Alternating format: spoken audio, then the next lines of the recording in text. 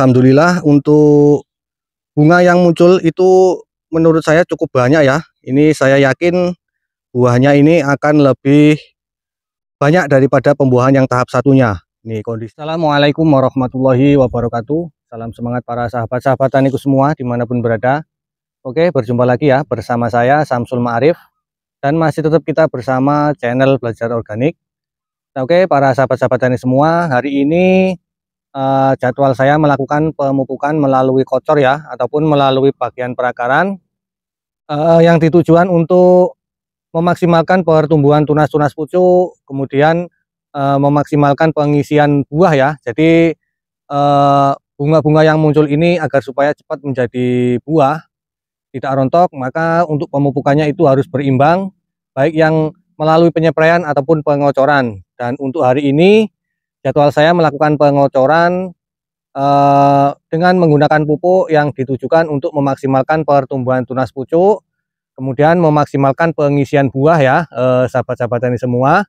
Nah oke, maka tanpa berlama-lama langsung saja di sini akan saya sebutkan satu persatu mengenai bahan ataupun pupuk yang akan saya gunakan kali ini. Nah, namun sebelum kita menuju ke bahan-bahannya, alangkah baiknya sahabat tani saya ajak melihat kondisi tanaman cabai varietas Abayomi terkini ya, yang sudah memasuki pembuahan tahap yang kedua. Ini sebagian sudah mulai banyak yang terbentuk menjadi buah, kemudian rata-ratanya itu baru memunculkan bunga-bunga baru seperti ini ya sahabat tani, contohnya ini. Nah, dan alhamdulillah untuk bunga yang muncul itu menurut saya cukup banyak ya. Ini saya yakin buahnya ini akan lebih banyak daripada pembuahan yang tahap satunya. Nih kondisi bunga-bunganya sangat mompior sekali, sangat banyak sekali. Ini tinggal menunggu nutrisi-nutrisi untuk pengisian buahnya ya. Nih, mantap sekali bunganya ya yang muncul, dan bunganya itu besar-besar. Ini saya yakin nanti ketika menjadi buah itu juga akan menjadi buah yang besar-besar juga. Nah, ini adalah efek kemarin saya memberikan pupuk yang saya berikan melalui penyepraian ya. Bunganya sangat mompior, sangat banyak, alhamdulillah tuh terlihat ya. Rata-rata ini baru memunculkan bunga dan sebagian sudah ada yang menjadi buah. Dan untuk kondisinya seperti ini. Nah oke, langsung saja saya sebutkan mengenai bahan-bahan ataupun pupuk yang akan saya gunakan kali ini. Nah oke, untuk pupuk yang pertama ataupun bahan yang pertama yang saya gunakan di sini adalah NPK 1616. Jadi untuk menyongsong pembuahan tahap kedua. Jadi yang pertama di sini untuk pupuk makronya yang dominan makro itu saya menggunakan NPK seimbang ya, yaitu NPK 1616 dari Pak Tani dengan kandungan yang super lengkap, baik dari makro ya seperti nitrogen, fosfat, kalium, dan juga dilengkapi dengan mikro. Ya, ada magnesium, kalsium, sulfur, nitrat, boron, zinc, copper, dan juga mangan. Kemudian untuk bahan yang selanjutnya yaitu POC andalan. Jadi agar supaya penyerapannya itu bisa maksimal, kemudian kondisi media tanam itu tetap sehat, itu saya tidak boleh ketinggalan, terutama di dalam pengocoran, yaitu pengaplikasian POC Agrofalcon super aktif ya, dimana kandungannya dia adalah merupakan makro mikro yang cukup lengkap, kemudian disertai dengan asam amino. Di situ ada juga unsur mikro, makro, dan juga yang tidak kalah pentingnya yaitu adalah merupakan ZPT alami serta dilengkapi dengan mikroba-mikroba baik. Tentunya mikroba-mikroba itu sangat diperlukan sekali untuk menjaga kesuburan ataupun kesehatan media tanam kita. Nah ini, dan untuk kandungan bakterinya ya, bakteri baiknya di sini ada Rhizobacteria, Autotroph, kemudian Pseudomonas sp, Bacillus sp, dan juga Rhizobium ya sahabat tani. Nah ini untuk kandungan-kandungannya sangat banyak sekali dan sangat lengkap, dan tentunya sangat diperlukan oleh tanaman cabai kita. Oke, untuk bahan yang selanjutnya yaitu di sini saya memakai pupuk Suma SR Slow Release. Ini adalah merupakan pupuk dengan teknologi nano. Ini kandungannya cukup lengkap juga, baik makro maupun mikronya, serta dilengkapi dengan mikroba-mikroba baik ya sahabat tani. Ini sangat bagus sekali diberikan, dicampurkan ke dalam pemupukan yang melalui kocor ya sahabat tani ataupun melalui tanah.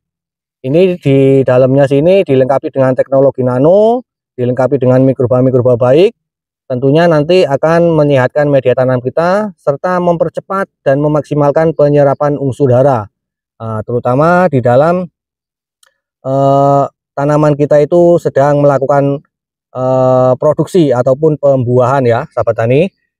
Ini pupuk yang ketiga. Kemudian yang terakhir ini juga tidak boleh ketinggalan, yaitu asam humat ya. Di sini saya menggunakan Impresol. Di sini kandungan asam humatnya ini selain dia mengandung asam humat, dia dilengkapi dengan kalium, trace elemen. Nah ya sahabat tani, dan untuk kondisi pH-nya ini 10,54. Ini sangat baik sekali untuk sebagai pH buffer, serta manfaat-manfaat lainnya diantaranya dia menyempurnakan metabolisme tanaman, kemudian menyediakan unsur hara kalium sebagai pH buffer, kemudian sebagai pengikat ion-ion dari pupuk yang kita berikan, agar supaya pupuk yang kita berikan itu tidak mudah hanyut ataupun menguap ya. Jadi tetap dalam kondisi siap saji. Jadi ketika tanaman kita membutuhkan, itu nanti akan menyerap melalui perakaran yang ion-ionnya itu dikunci ataupun dipertahankan oleh manfaat daripada asam humat ini. Oke, jadi di dalam pengocoran kali ini saya menggunakan 4 bahan, yaitu NPK 1616, POC andalan Agrofalcon, kemudian yang selanjutnya yaitu pupuk Suma SR, pupuk yang dengan teknologi nano serta sebagai pengikat ion, dan juga tambahan kaliumnya di sini saya menggunakan Impresol ataupun asam humat. Oke, dan selanjutnya kita menuju ke pengaplikasian serta penakaran dosisnya ya sahabat tani semua. Nah oke, sahabat-sahabat tani semua, langsung saja di sini kita menuju ke penakaran dosisnya ya. Untuk yang pertama yang saya masukkan di sini adalah NPK 1616-nya, dan untuk dosisnya itu kalau diukur memakai gelas itu menggunakan 2 gelas ya. Dan di sini saya menggunakan gelas ukur yang kapasitas 50 ml. Jadi di sini saya menggunakan 4 gelas ukur ini ya. Kalau diukur pakai gelas yang 250 ml itu 2 gelas. Jadi di sini saya menggunakan 4. 1 2 3 4 untuk NPK 1616-nya. Nah, kemudian pupuk yang selanjutnya yaitu pupuk dengan nanoteknologi, yaitu Suma SR. Dan untuk Suma SR-nya ini per tangki 20 liter itu saya menggunakan setengah daripada kemasan ini ya. Jadi di sini ini adalah bentuknya serbuan. Kemudian untuk dosisnya itu kita berikan setengahnya, per 20 liter kita berikan setengah. Jadi kita bagi 2 ya sahabat tani. Kita bagi 2 seperti ini. Nah, jadi satu saset ini dijadikan 2 tangki kocornya ya. Nah, seperti ini. Berarti nanti kalau menggunakan drum yang 200 liter, itu sahabat tani tinggal mengkalikan. Jadi kalau tangki 20 liter itu berarti dikalikan 10 ya. Jadi untuk dosis Suma SR ini yaitu setengah daripada kemasannya ini. Kemudian pupuk yang selanjutnya yaitu POC Agrofalcon Super Aktif. Ini ya, botolnya mengembung. Ini efek daripada mikroba yang super aktif ya, dimeledos tadi dibuka. Oke, selanjutnya untuk dosis dari POC Agrofalcon ini 100 ml ya untuk pengocoran. Jadi 2 gelas ukur. 1 2. Kemudian bahan yang terakhir yaitu asam humat ya. Untuk asam humatnya per tangki 20 liter di sini saya menggunakan 2 sendok makan. 1 2. Oke, selanjutnya kita aduk sampai semua pupuknya terlarut homogen, menyatu, yang sehingganya nanti ketika dikocorkan itu langsung bisa dimakan oleh tanaman cabai kita melalui perakaran. Oke, dan selanjutnya kita aplikasikan ya. Untuk pengaplikasiannya dikocorkan ke lubang pupuk susulan seperti ini. Dan untuk dosisnya itu kira-kira 1 gelas ya, ataupun 200 ml per pokok ataupun per lubang pupuk susulan seperti ini. Dan untuk interval aplikasinya itu diberikan 10 hari sekali. 10 hari sekali, kemudian penyepraiannya itu 5 hari sekali ya, sahabat-sahabat tani semua.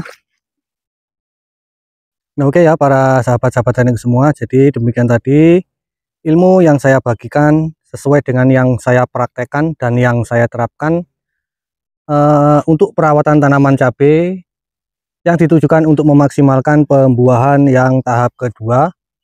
Jadi agar bunga-bunga yang sudah kita rangsang dan sudah memunculkan bunga seperti ini itu bisa lebih maksimal lagi, artinya seimbang antara pertumbuhan tunas pucuk, pengisian buah, serta mempertahankan agar supaya kondisi media tanam itu tetap terjaga kesuburannya, yang sehingganya pertumbuhan dari tanaman cabai kita itu tidak mengalami kendala.